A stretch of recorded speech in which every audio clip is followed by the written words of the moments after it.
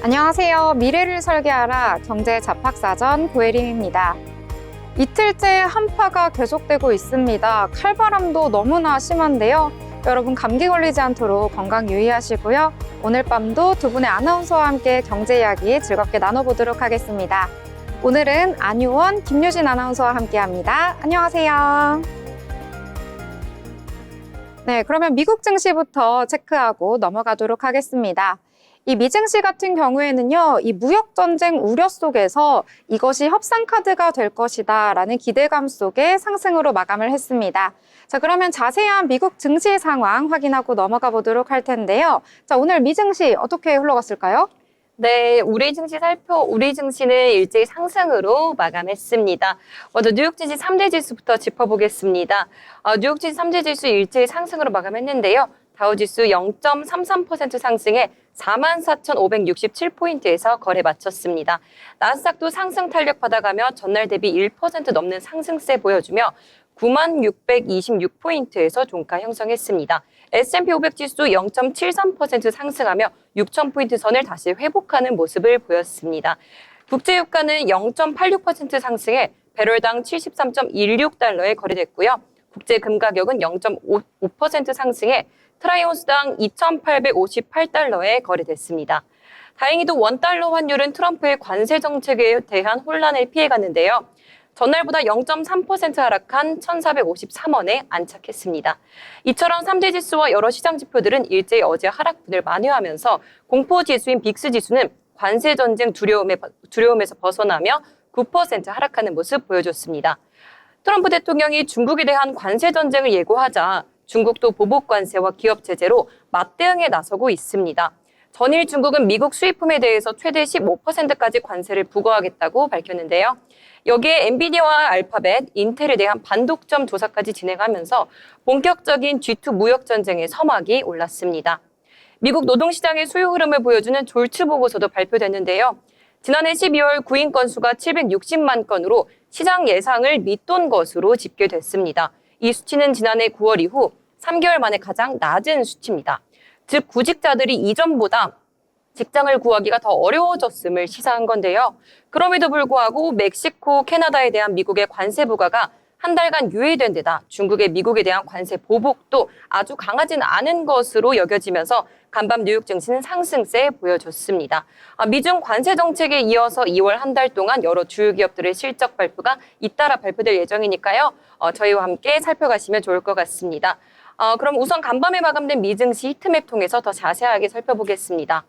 팔란티어는 예상치를 웃도는 실적 전망을 제시하며 주가가 20% 넘게 뛰었습니다. 펩시코는 실적 부진 여파로 4% 하락했고요. 또 장 마감 이후에 실적을 발표한 구글의 모기업 알파벳은 정규장에서 기대감에 힘입어 2% 넘게 뛰었지만 부진한 실적을 발표하며 시간외 거래에서 급락했습니다. 엔비디아의 투자 심리도 다행히 돌아온 가운데 1% 넘게 상승한 모습입니다. 이어서 자세한 종목별 이슈도 살펴보겠습니다. 애플부터 시작해 보겠습니다.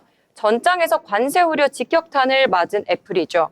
애플은 전체 매출의 절반을 차지하는 아이폰을 대부분 중국에서 생산을 하고 있는데요. 트럼프 1기 행정부 당시 애플은 일부 자사 제품의 관세를 면제받았지만 이번에도 같은 혜택을 받을지는 불확실한데요.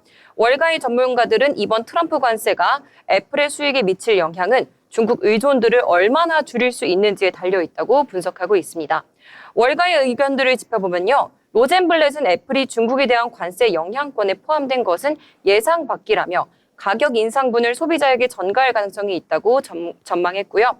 반면 뱅크 오브 아메리카는 애플이 중국 의존도를 낮출 수 있다고 보면서 투자 의견을 매수로 유지했습니다.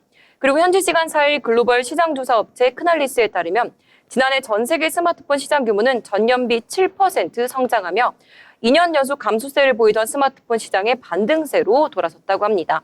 애플은 2년 연속 전 세계 스마트폰 출하량 1위 자리를 차지했습니다. 한편 애플은 아이폰 사용자를 위해 새로운 초대장 앱을 출시했는데요. 사용자가 애플 인텔리전스를 활용해 초대장 이미지를 만들 수 있으며 아이클라우드 공유 앨범 및 애플 뮤직 플레이리스트와 같은 다른 애플 서비스와 통합할 수 있다고 밝혔습니다. 이 소식에 더불어 애플은 2%가량 반등했습니다. 다음은 중국이 반독점법 위반 혐의로 구글에 대한 조사를 제시했는데요. 알파벳과 관련된 소식입니다. 중국 당국은 자세한 사항에 대해서 언급하지는 않았지만요. 트럼프 대통령이 중국산 상품 전체에 10% 추가 관세를 발효한 데 따른 보복으로 풀이되고 있습니다. 엔비디아는 이미 지난해 12월부터 반독점 조사를 받고 있는데요. 파이낸셜 타임즈는 소식통을 인용해 인텔에 대해서도 비슷한 혐의로 조사에 나서는 것을 검토하고 있다고 전했습니다. 미국 빅테크 기업에 대한 반독점 조사를 무기로 트럼프 행정부와 협상하려는 행보로 보인다고 덧붙였습니다. 장 마감 이후에 애플의 실적이 발표가 됐습니다. 매출은 전년 대비 12% 상승했지만요. 시장 예상치를 밑돌면서 시간 외 거래에서 8% 하락했습니다. 메타 소식입니다. 메타가 인공지능 시스템의 위험도를 평가하고 관리하기 위한 내부 정책인 프론티어 AI 프레임워크를 발표했습니다.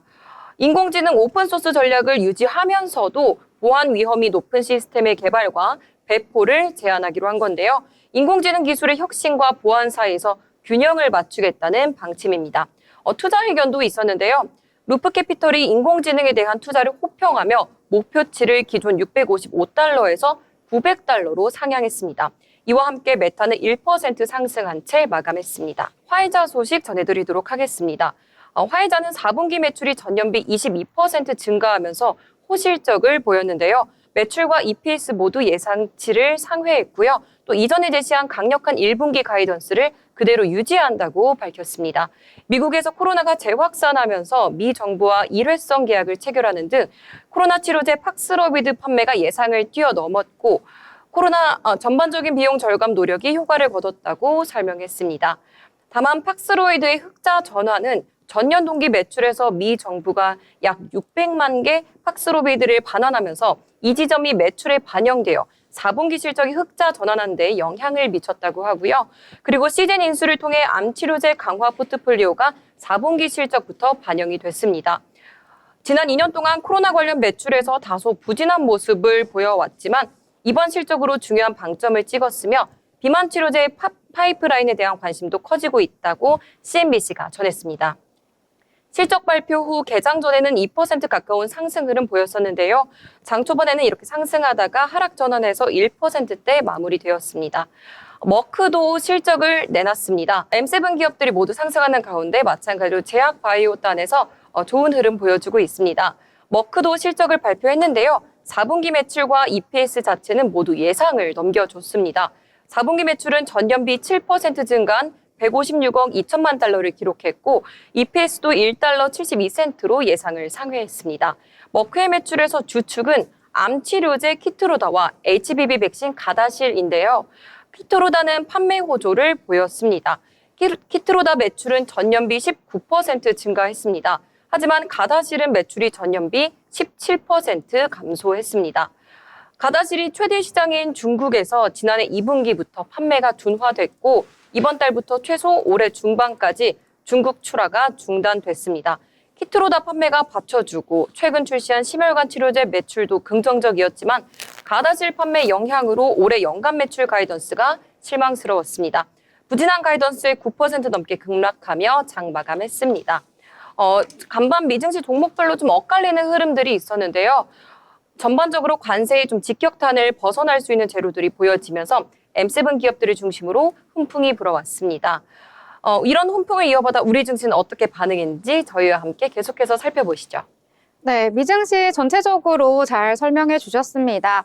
이 뉴욕 증시 같은 경우에는 3대 지수 모두 상승을 하면서 마감을 했는데요. 특히 팔란티어가 실적을 발표했는데 정말 깜짝 실적을 발표하면서 사상 최고 경신을 했습니다. 이에 따라서 기술주를 중심으로 크게 지수를 이끄는 모습이 나타났고요. 이러한 훈풍 국내까지도 이어진 것 같은데요. 자, 그러면 미증시와 연동돼서 국내 증시에서도 잘 나가는 기업들, 종목들 있으니까 함께 이야기 나눠보도록 하겠습니다.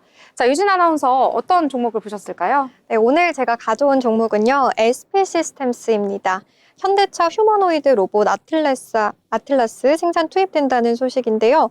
현대자동차 그룹이 로보틱스 계열사 보스턴 다이내믹스의 휴머노이드 로봇 아틀라스를 자동차 생산 공정에 투입한다고 밝혔습니다. 관련 로봇 자동화 시스템을 공급하는 SP 시스템스가 주식시장에 급등하고 있는데요. 전일 대비 19.9% 올라 9,220원에 거래되고 있는데요. 2023년 9월 기준 매출액은 약 106억 원, 영업이익은 약 2억 원을 기록했습니다. SP 시스템스는 정밀 스테이지 설계 및 제조 전문 기업으로요, 반도체와 디스플레이, 자동화 기계 분야에서 다양한 제품을 제공합니다. SP 시스템스는 지속적인 기술 개발과 품질 향상을 통해 산업 자동화 분야에서의 입지를 강화하고 있습니다. 완성차 기업들은 AI 기반 로봇을 활용해 부품 운반 검사 조립 등 전 공정을 자동화하며 생산 효율성을 높이고 있는데요. 현대차도 스마트 공장을 위한 실증 작업에 돌입했습니다. 특히 현대차는 엔비디아의 AI 플랫폼 아이작과 협력해 아틀라스의 학습을 가속화할 계획이면서요. 이에 따라 테슬라와 피규어 AI 등과의 로봇 시장 경쟁이 본격화될 전망입니다. 이런 흐름 속에서 현대차, 기아의 겐트리 로봇을 공급하는 SP 시스템스가 스마트 제조 혁신의 핵심 기업으로 부각되면서 투자자들의 주목을 받고 있습니다. 네, 두 번째 소식인데요. 로봇 서비스 및 소프트웨어 개발 업체로 지능형 로봇 서비스와 로봇 솔루션을 개발 및 공급하는 클로봇 역시 오늘 24.96% 급등하며 49,900원에 거래되었습니다. 클로봇은 로봇 서비스 컨설팅, 소프트웨어 기술, 또 맞춤형 하드웨어 디자인까지 제공하면서요. 다양한 산업에서 활용할 수 있는 로봇 솔루션을 제공하는데요. 핵심 솔루션은 카멜레온과 크롬스가 있습니다. 우선 카멜레온스는요, 범용 자율주행 솔루션이고요. 크롬스는 이기종 로봇 FMS 및 관제 솔루션입니다. 이러한 솔루션을 로봇 제조사의 라이선스로 공급하거나 로봇 서비스 제공 시 자사 솔루션을 적용해 사업을 진행하고요. 라이선스 매출과 솔루션 사업을 확대하고 있습니다. 오늘의 주가 상승은 최근 로봇 산업에 대한 관심 증가와 관련이 있다고 볼 수 있겠네요. 특히 현대자동차 그룹이 보스턴 다이내믹스의 휴머노이드 로봇 아틀라스를 생산 현장에 도입한다는 소식이 전해지면서 로봇 서비스 및 소프트웨어 개발 업체인 클로봇에 대한 투자자들의 관심도 높아진 것으로 보입니다. 자, 이번에는 저희가 신문에서 경제 이슈들 어떤 내용을 주목해 봐야 할지 정리해서 알려드리려고 하는데요. 자, 효연 아나운서 어떤 내용 준비하셨을까요?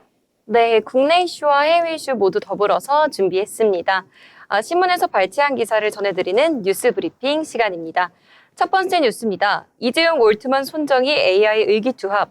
이재용 삼성전자 회장이 손정희 소프트뱅크 회장, 샘 올트먼 오픈 AI 최고 경영자를 삼성전자 서초 사옥으로 초청해 2시간 동안 회동을 하고 인공지능 동맹 방안을 논의했습니다. 사법 리스크에서 사실상 벗어난 이 회장의 첫 공식 행보인데요. 삼성전자는 메모리 반도체 1위 업체로 시스템 LSI 파운드리 사업을 하고 있으며 자사 TV와 스마트폰 AI를 적극 도입하고 있는데요. 소프트뱅크 그룹과 오픈 AI는 5천억 달러를 투자해 초대형 AI 인프라를 구축하는 스타게이트 프로젝트를 추진하고 있습니다. 손 회장은 서초 사옥에서 취재진과 만나 이 회장에게 스타게이트 프로젝트와 관련해 업데이트 사항을 이야기하겠다면서 삼성전자와 잠재적 협력 방안을 논의하겠다고 방문 목적을 밝혔습니다. 이어서 다음 뉴스입니다. 현대차 그룹 도요타와 차 부품도 협업 모색. 현대차 그룹과 도요타 그룹이 자동차 부품 분야에서도 협력 방안을 모색합니다. 4일 업계에 따르면 현대차 그룹은 최근 그룹 차원에서 도요타 그룹의 주요 임원들을 초청했는데요. 도요타 그룹 임원들은 지난달 17일 한국을 방문해 현대모비스를 비롯한 현대차 그룹 주요 계열사의 연구개발 현황 등을 살펴봤습니다. 업계에서는 현대차 그룹과 도요타 그룹이 자동차 부품 분야에서의 협력을 준비 중이라는 분석이 나오고 있는데요. 미래 모빌리티 산업의 필수적인 배터리 시스템 어셈블리, 실리콘 카바이드 전력 인버터, 전기차용 반도체 등 두 회사가 경쟁력을 갖고 있는 분야에서 협력이 가능하다는 관측입니다. 부품 분야의 협력이 본격화하면 현대차 그룹에서는 현대모비스가, 도요타 그룹에서는 덴소가 중요한 역할을 할 전망입니다. 덴소는 도요타 그룹에서 도요타 자동차와 함께 핵심적 역할을 맡고 있는 자동차 부품 전기 회사입니다. 이어서 세 번째 소식입니다. 미 투자 압박에 한재 조업, 대기업 중기 분업 생태계 와해 우려. 도널드 트럼프 2기 행정부의 관세 정책이 본격화하면서 대기업, 중견기업, 중소기업으로 이어지는 한국의 제조업 생태계가 와해될 수 있다는 우려가 커지고 있습니다. 특히 한국 주요 수출 기업들의 생산 거점이 포진한 캐나다와 멕시코에 대한 관세 위협이 이어지면서 한국 핵심 산업 생산지의 미국 이전이 가속화할 것으로 전망되고 있는데요. 반도체, 배터리, 자동차 등 제조업 핵심 산업과 기술, 그리고 이 기반이 통째로 미국으로 넘어갈 수 있다는 우려가 나오고 있습니다. 이어서 다음 뉴스입니다. 캐나다, 멕시코, 불법 이민, 마약, 해결책 내놓자, 트럼프발 관세 일단 멈춤.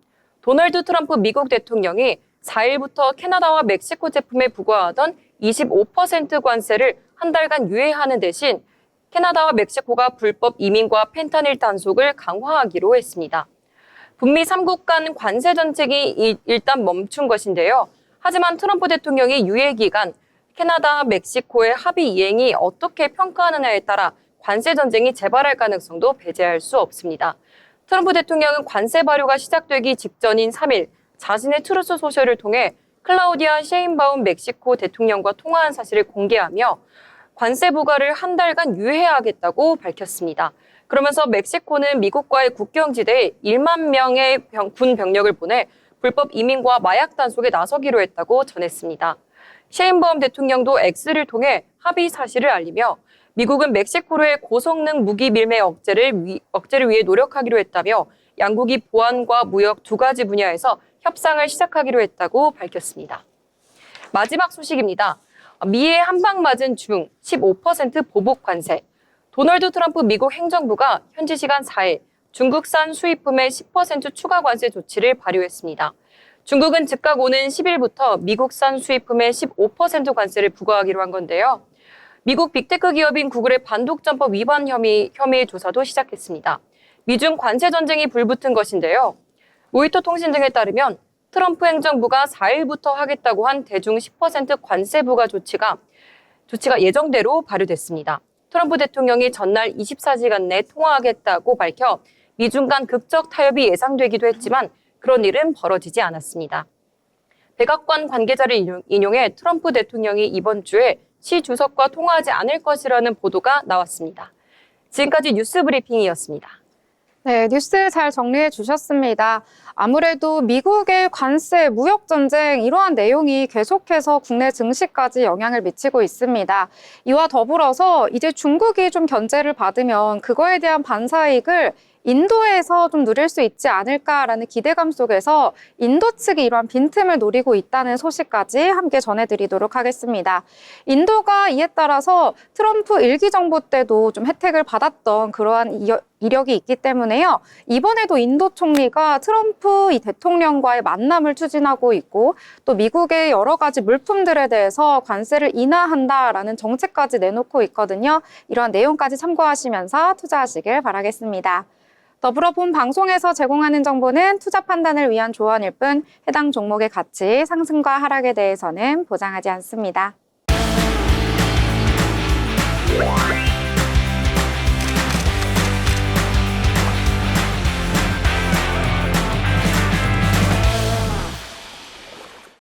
네, 이번 시간은 전국의 축제, 전시, 하프를 알아가 보는 시간이죠. 어디 갈까 시간입니다. 자, 오늘은 김효빈 아나운서와 함께 하도록 하겠습니다. 어서 오세요. 안녕하세요. 네, 효빈 아나운서 오늘은 어디로 떠나면 될까요? 네, 오늘은 부산에서만 볼 수 있는 특별한 야경 명소를 소개해드릴까 합니다. 바로 광안리 M 드론 라이트 쇼인데요. 매주 토요일 광안리 해변에서 수백 대의 드론이 밤하늘을 아름답게 수놓으며 환상적인 퍼포먼스를 펼친다고 합니다. 광안리 M 드론 라이트 쇼가 어떤 행사인지 더 자세하게 설명해 주시겠어요? 네, 광안리 M 드론 라이트 쇼는 부산광역시 수영구청이 주최하는 국내 최초의 상설 드론 라이트 쇼입니다. 기존에도 드론을 활용한 공연은 있었지만 이렇게 매주 정기적으로 진행하는 곳은 전국에서 처음입니다. 이 쇼는 단순한 조명 공연이 아니라 최첨단 드론 기술과 음악, 조명이 결합된 하나의 예술 공연이라고 할 수 있습니다. 매주 토요일 광안대교를 배경으로 드론 수백 대가 정교하게 움직이며 멋진 형상을 만들어내는데요. 드론이 공중에서 글자를 형성하거나 귀여운 캐릭터를 만들기도 하고 때로는 바다를 헤엄치는 고래의 모습을 연출하기도 합니다.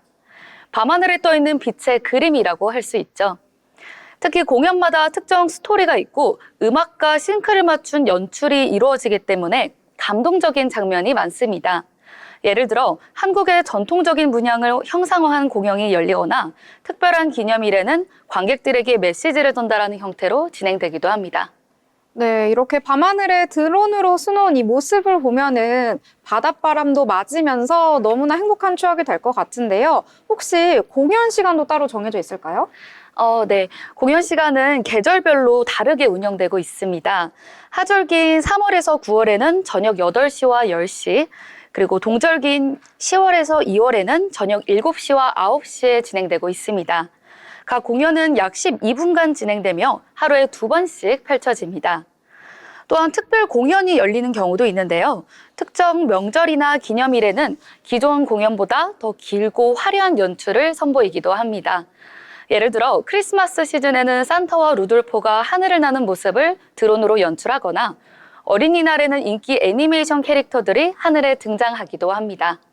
이처럼 언제 보러 가느냐에 따라 전혀 다른 공연을 즐길 수 있다는 점이 광안리 드론쇼의 매력이라고 할 수 있겠습니다. 네, 언제 보러 가느냐에 따라서 각각의 다른 그림들을 볼 수 있다고 하니까 너무 기대되는데요. 드론이 그러면 굉장히 많이 필요할 것 같아요. 대략 몇 대 정도 사용이 되나요? 네, 정규 공연에서는 대략 700대 정도의 드론이 사용되는데요. 특별 공연에서는 무려 2,000대까지 동원된다고 합니다. 이는 국내에서 진행되는 드론쇼 중 최대 규모인데요. 단순히 많은 드론이 떠 있는 게 아니라 수천 대의 드론이 완벽한 타이밍으로 조화를 이루며 움직이기 때문에 더욱더 웅장한 장면이 연출됩니다. 또한 사용되는 드론은 고급 LED 조명을 탑재하고 있어서 다양한 색상을 표현할 수 있습니다. 덕분에 드론이 하나의 커다란 스크린처럼 기능하며 밤하늘을 화려한 색감으로 채울 수 있는 거죠. 이러한 대규모 드론 공연을 실시간으로 조종하는 것은 고도의 기술력이 필요한 작업인데요. 작은 오차라도 생기면 전체 공연이 어긋날 수 있기 때문에 전문가들이 철저한 사전 리허설을 거쳐 진행한다고 합니다. 네, 이런 드론쇼의 퀄리티도 굉장히 높이기 위해서 노력하고 있는 것 같은데요. 그러면 이 드론쇼 매번 같은 내용으로 진행이 되는 건가요? 아닙니다. 광안리 M 드론 라이트 쇼의 가장 큰 특징 중 하나는 매주 공연 내용이 달라진다는 것인데요. 어린이날에는 아이들이 좋아하는 캐릭터들이 등장하는 특별 공연이 열리고 한글날에는 훈민정음과 세종대왕의 모습을 드론으로 연출하며 월드컵 시즌에는 대한민국 축구 국가대표팀을 응원하는 퍼포먼스가 펼쳐집니다. 이처럼 공연이 단순한 조명쇼를 넘어 다양한 메시지를 담고 있는 것이 특징입니다. 덕분에 매번 색다른 경험을 할 수 있어서 한 번 본 사람들도 또다시 찾게 되는 곳이라고 합니다. 단순한 조명수를 넘어서 다양한 메시지를 담고 있다고 하니까 더욱더 기대가 되는데요. 그런데 이 멋진 공연을 보기 위한 또 명당이 따로 있을 것 같아요. 또 어떻게 잘 보려면 또 어디로 가는 게 좋을까요? 네, 맞습니다. 광안리 해변 어디에서든 관람할 수 있지만 광안대교가 정면으로 보이는 해변 중심부가 가장 인기 있는 명당입니다. 그리고 조금 더 편안하게 관람하고 싶다면 주변의 루프탑 카페나 호텔 테라스를 추천드립니다. 바다와 광안대교를 배경으로 드론쇼를 감상하면 더욱 낭만적인 분위기를 느낄 수 있습니다. 또 다른 팁은 공연 시작 30분 전에 도착하면 좋을 것 같아요. 주말 저녁이면 많은 사람들이 몰리기 때문에 미리 자리 잡는 것이 중요합니다. 2022년도부터 시작한 드론쇼는 올해 말까지 매주 진행되고 있는데요. 광안리의 멋진 드론쇼 꼭 한번 경험해 보시길 바랍니다. 네, 안 그래도 부산으로 여행 가시거나 놀러 가시는 분들 정말 많으신데요. 매주 이렇게 광안리에서 드론쇼가 진행된다고 하니까요. 이왕에 놀러 간 김에 꼭 한번 구경하시면 좋을 것 같습니다. 자, 이렇게 알찬 소식 전해주신 김효빈 아나운서 감사합니다.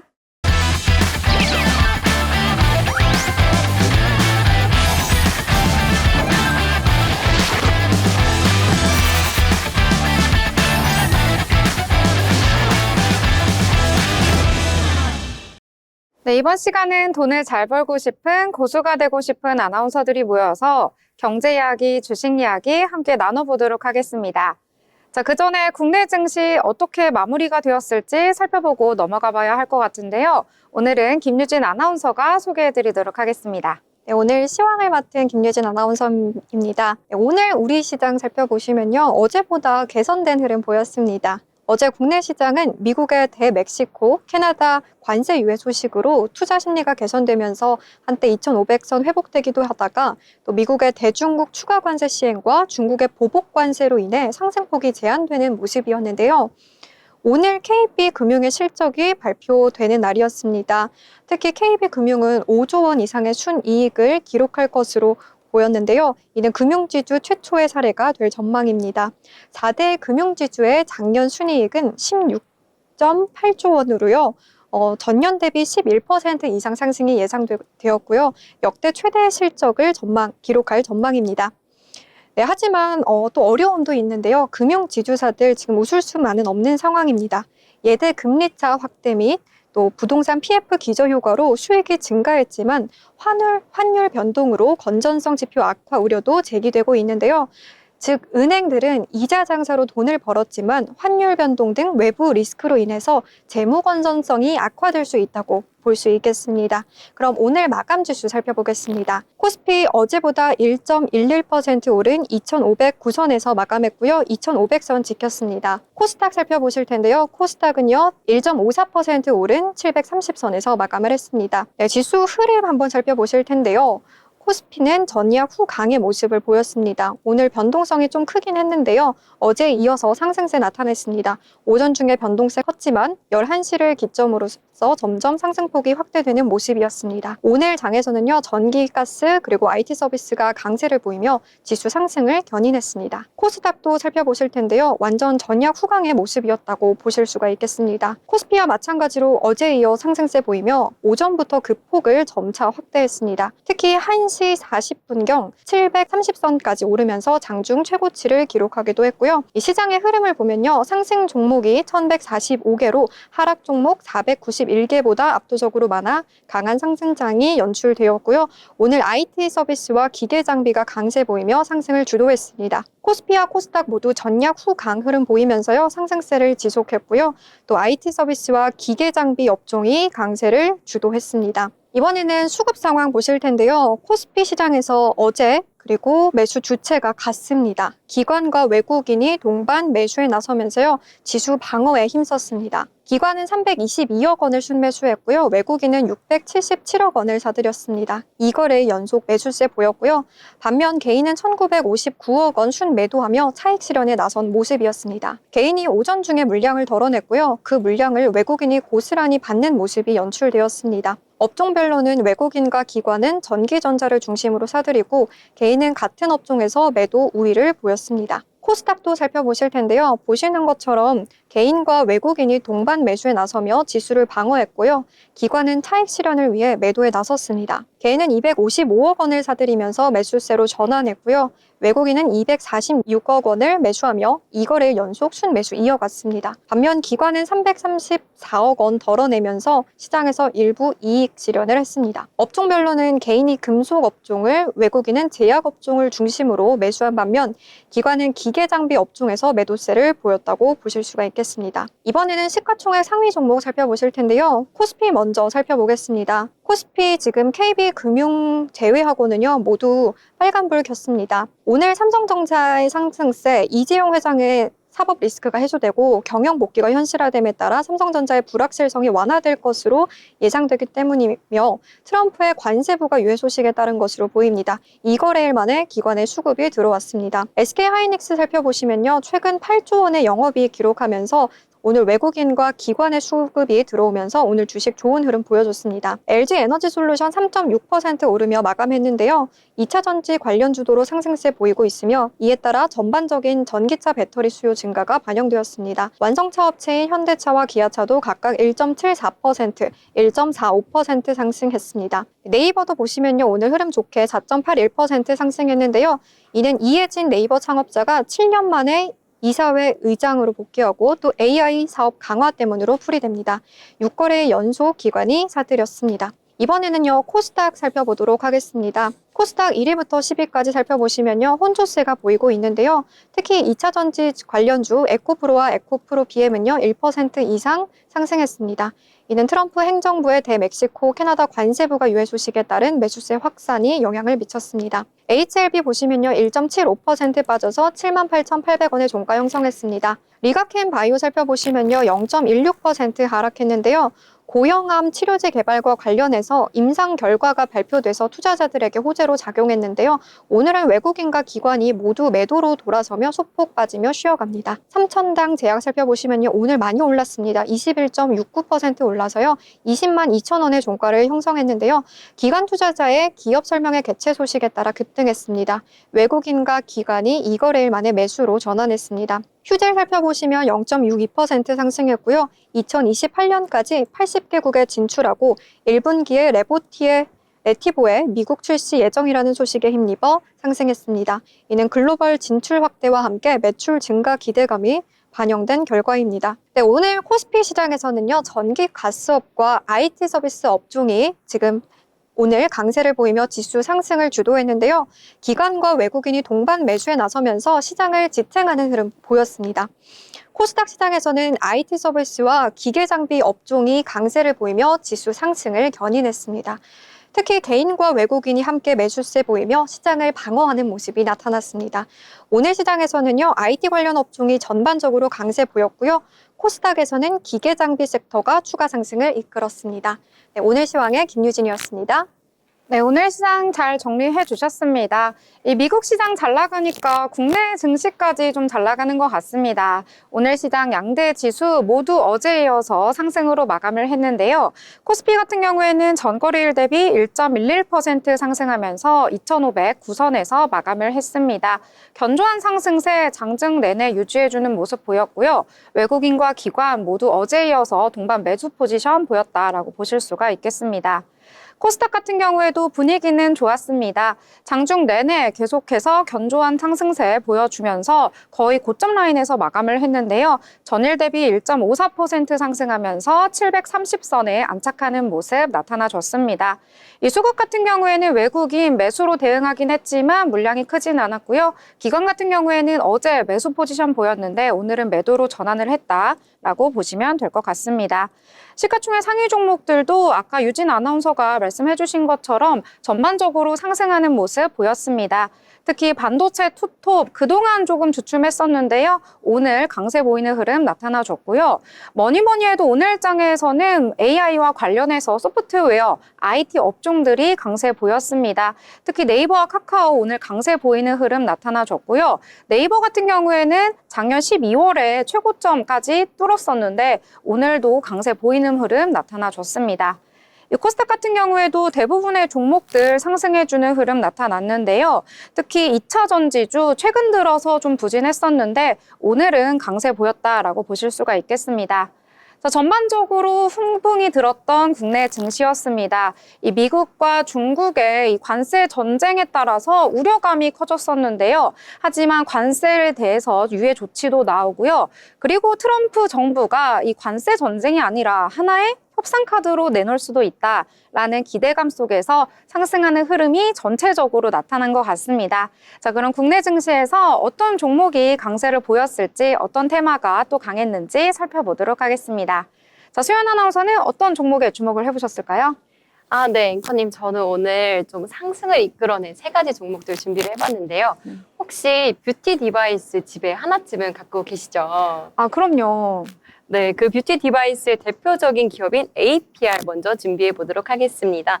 네, APR이 300억 규모의 자사주를 취득했다가 이제 소각하겠다고 밝혔는데요. APR은 이 소식에 따라 6%대 급상승 이끌어냈습니다. 뷰티테크 기업이죠. 이제 APR이 장중에 300억 규모의 자사주 취득을 한 후에 6%대 급상승을 이뤄냈지만 이후에 더 상승을 하면서 7%까지 갔었습니다. APR은 경영진과 회사 차원에서 자사주를 매입한 것은 지난해 5월 이후 3번째인데요. 이번 자사주 매입 결정은 지난해 공시한 2024년에서 2026년 주주환원 정책에 따른 기업 밸류 정책의 일환으로 APR은 최근 국내외 정치와 경제 상황 변화에 따라 시장 변동성이 높아진 만큼 주주 가치를 지키기 위해 이번 자사주 매입을 결정했다고 밝혔습니다. 네, APR 오늘 장 초반에는 급상승 이뤄내다가 계속해서 견조한 흐름 보였고요. 현재 종가 47,500원에 거래되며 5.32% 상승하며 마감했습니다. 네, 이어서 그 다음 종목 살펴보겠습니다. 두 번째 종목도 급상승 이뤄낸 종목인데요. SK가스입니다. SK가스는 오늘 52주 신고가를 경신했습니다. 울산 GPS 상업운전에 따른 이익 성장 기대된다는 증권사 분석이 투심을 자극한 것인데요. 오늘 오전 9시 16분쯤 SK가스는 전거래일보다 8.04% 올라 22만 8,500원에 거래가 됐습니다. 장중 23만 9,500원까지 치솟았고 52주 신고가를 경신했습니다. 앞서 작년 12월 SK가스는 액화천연가스, 액화석유가스, 복합발전소인 울산 GPS 상업가동에 돌입했다고 밝혔는데요. 울산 GPS는 SK가스가 1조 4천억 원을 투자한 세계 최초 기가와트급 LNG, LPG 겸용 가스보갑 발전소입니다. 특히 울산 GPS가 4분기 상업 운전을 개시하고 안정적인 운영에 접어들면서 일부 손익 방어에도 성공을 한 상황입니다. 네, 이렇게 두 가지 내용 함께 살펴주셨습니다. 이 뷰티테크 관련해서는 너무나도 요즘에 잘 나가고 있는 모습 나오고 있고요. 특히 해외 시장에서도 경쟁력이 있다 보니까 함께 참고해 보시면 좋을 것 같습니다. 자, 다음으로 전해드릴 소식은요. 오늘 아마 이 내용이 가장 시장에서 부각이 많이 되었던 것 같습니다. 네이버와 카카오와 관련해서 여러 가지 이슈가 나오면서 주가에도 긍정적인 요인으로 작용을 했는데요. 자, 유진 아나운서는 그중에서 어떤 내용 전해주실 건가요? 네, 오늘 카카오 소식 전해드리려고 하는데요. 카카오가 오픈 AI 협력 기대로 5일 상승해서 마감을 했습니다. 앞서 카카오는 전날 정신학 카카오 대표와 샘 올트먼 오픈 AI 최고 경영자가 참석한 가운데 공동 간담회를 열어 AI 사업과 관련해 전략적 제휴를 맺었다고 밝혔습니다. 또 키움증권은 이날 보고서에서 오픈 AI와 제휴를 맺은 카카오에 대해 이번 제휴가 이뤄지게 된 함의가 중요하다며 구독 경제 기반의 실질적인 부가가치를 창출할 수 있는 모델 및 서비스 개발에 양사가 포괄적으로 협력할 가능성이 높을 것으로 판단한다고 말했는데요. 키움증권은 투자 의견을 매수를 유지했고요. 목표 주가 45,000원에서 52,000원으로 15% 상향 조정했습니다. 오픈 AI와 전략적 제휴로 제휴 소식과 더불어 카카오뱅크 또 카카오페이 등 금융사업에서도 호실적에 대한 기대감으로 관련주가 급등하고 있습니다. 이날 카카오뱅크는 지난해 사상 최대 실적을 냈다고 공시하면서 8.45% 올랐고요. 카카오페이 역시도 상승되어서 마감했습니다. 네, 카카오 그룹주 오늘장에서 전체적으로 강세를 보이는 모습 나타났습니다. 최근 들어서 AI와 관련해서 소프트웨어 쪽으로 수급이 이동하는 흐름 나타나고 있는데요. 카카오 같은 경우에는 이제 전고점을 뚫을 수도 있다라는 투자자들의 기대감까지 모이고 있고요.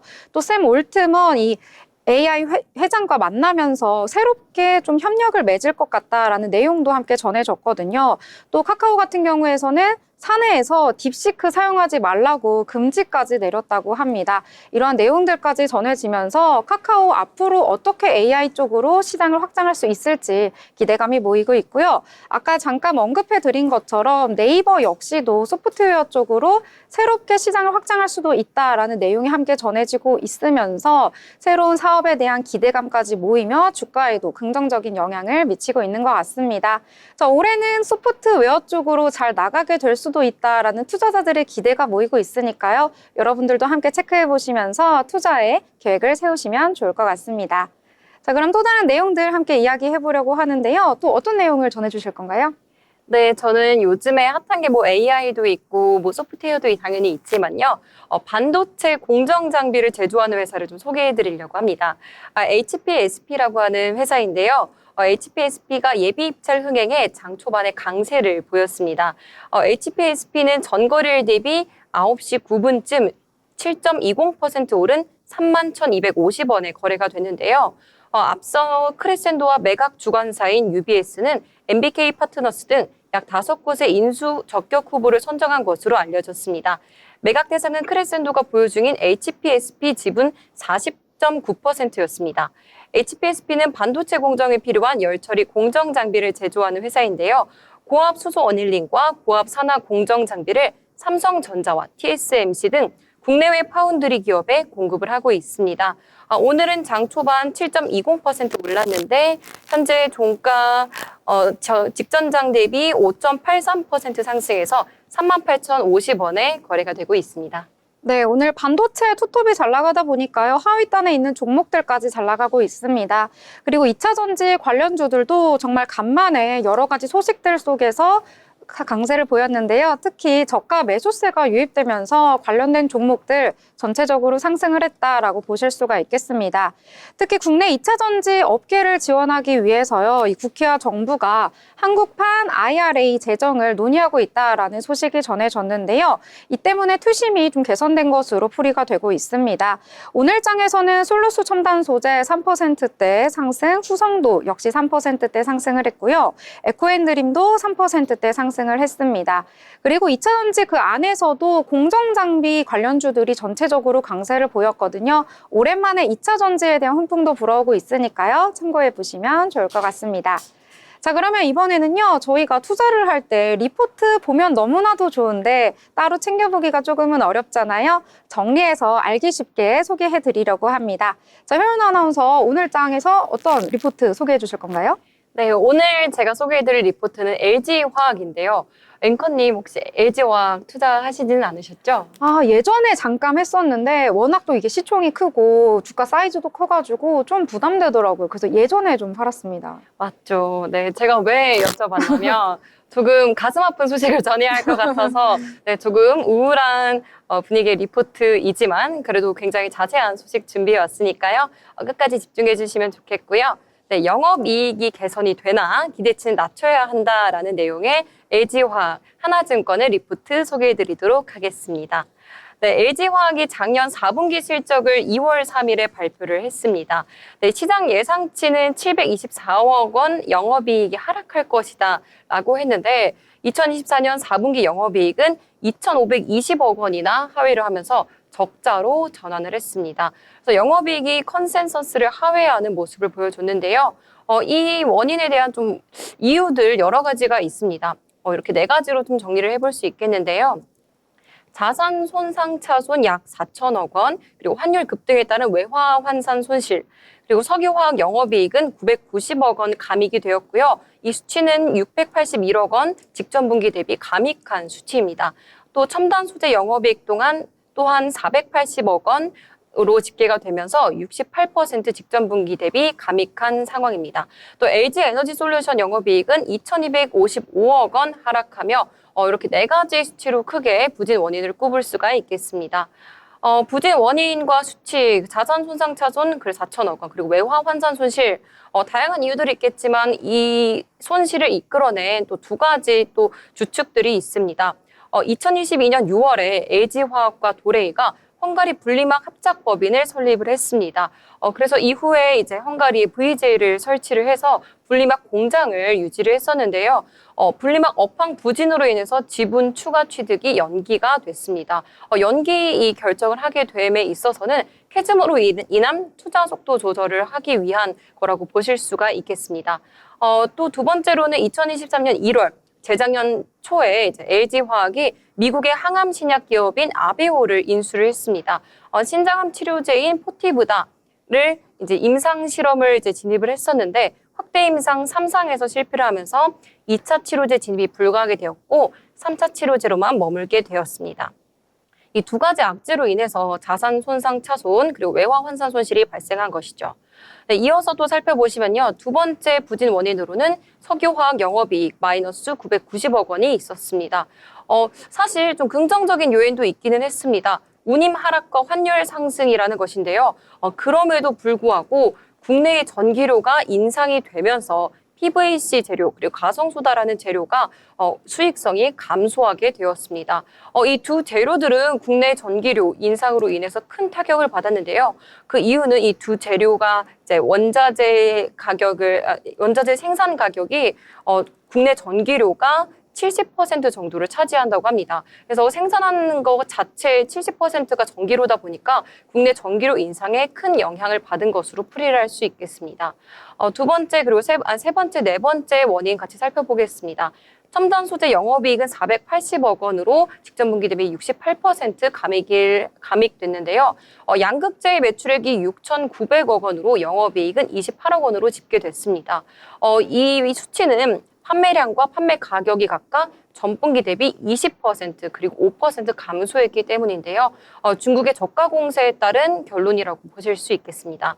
LG에너지솔루션의 영업이익은 2,255억 원으로 큰 폭으로 하락을 했습니다.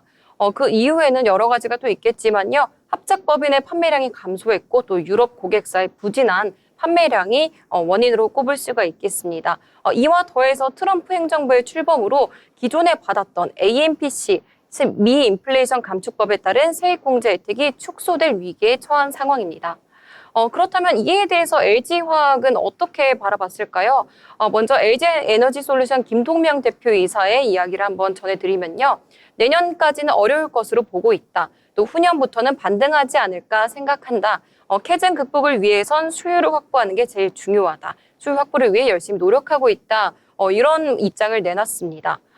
또 LG화학은 가이던스를 통해서 앞으로 좀 긍정적으로 가겠다. 앞으로 많이 어떤 것들을 개선하겠다라고 밝혔는데요. 2025년에 양극재 생산량을 기존 17만 톤에서 15만 톤으로 하향하겠다고 밝혔고요. 또 2026년에는 20만 톤에서 17만 톤으로 하향하겠다고 밝혔습니다. 뿐만 아니라 앞서 언급했던 이제 도레이와 함께 합작 작업을 했던 헝가리 분리막 원단 VJ 사업을 원점에서 재검토하겠다라고 밝혔습니다. 이어서 25년까지 지출을 약 2조 원 수준까지 하향을 해서 현금 유동성 강화에 힘쓰겠다라고 가이던스를 통해 밝힌 바 있습니다. 그렇다면 이 하나증권의 리포트에서는 어떤 관점으로 바라봤을까요? 작년 초에 40만 원대의 주가를 형성을 했던 LG화학, 현재는 22만 원대에 형성이 되고 있는데요. 이 수치는 2025년 들어서 10%가량 감소한 수치입니다. 고객사의 GM 재고 조정 지속으로 LG에너지솔루션의 중대형 전지와 그리고 LG화학 양극재 모두 출하량이 감소할 것으로 하나증권은 내다봤습니다. 또한 계절적 요인과 환율의 영향으로 적자폭이 축소는 할 수 있으나 앞서 말씀드렸던 PVC 그리고 가성소다와 같은 재료들을 주로 생산을 하고 있기 때문에 전기료 상승 지속으로 제한적인 개선이 예상이 된다고 LG화학은 하나증권은 바라봤습니다. 그렇다면 투자 의견 마지막으로 전해드려야 될 것 같은데요. 제가 조금 우울한 리포트다라고 앞서 전해드렸는데요. 그럼에도 불구하고 LG화학 그리고 중립적인 의견을 내놨습니다. 하지만 목표 주가는 기존 30만 원대에서 29만 원대로 하향을 했고요. 현재 주가는 22만 2천 원대를 달리고 있습니다. LG에너지솔루션의 지분 및 여수 NCC 매각 등 모멘텀이 부재한 가운데 양극재 분리막의 부진이 이어지고 있어서 당분간의 주가의 강한 반등은 기대하기 어렵다라고 마지막 투자 의견을 내놨고요. 이와 더불어서 업황 개선이 나타난 시점에 투자 의견을 상향할 것이다라는 의견을 내놨습니다. 네, 이렇게 리포트까지 정리 잘 해주셨습니다. 화학 업종이 워낙 불황이다 보니까요. LG화학 지금 주가는 22만 원대 정도에서 움직이고 있는데 최고가는 2020년에 비해서 70% 넘게 떨어진 상황이고요. 거의 최저가 정도 10년 전까지 회귀를 했다. 이런 이야기까지 전해지고 있어서 투자하시는 분들, 보유하시는 분들은 이 리포트 참고해서 어떻게 좀 방향성 잡아야 할지 참고하시면 좋을 것 같습니다. 더불어 본 방송에서 제공하는 정보는 투자 판단을 위한 조언일 뿐 해당 종목의 가치, 상승과 하락에 대해서는 보장하지 않습니다.